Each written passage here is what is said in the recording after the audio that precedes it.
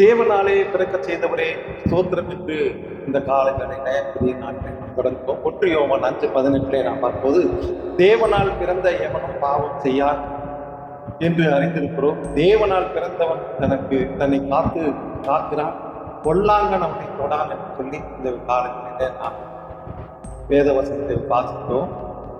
தேவனுடைய கர்த்தருடைய பிள்ளைகளுக்கு ஆவிக்குரிய ஸ்லாகியங்கள் அநேகம் உண்டு. தேவனால் பிறந்தவன் தன்னை காக்கிறான், அவன் பாவம் செய்ய மாட்டான். தேவனால் பிறந்தவர் புதிய சுபாவம் இருக்கும். தேவ ஆவியானவர் அவனுக்குள் வாசம் செய்வார். மரணத்துக்கு ஏதுவான பாவத்துக்கு அவனை பாதுகாப்பார்.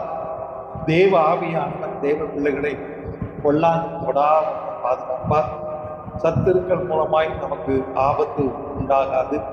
நம்மை அழிக்க வேண்டும் என்கிற பிசாசு முயற்சி செய்தாலும் தேவ பாதுகாப்பு நமக்கு உண்டு. தேவன் அரணாயிருப்பார்.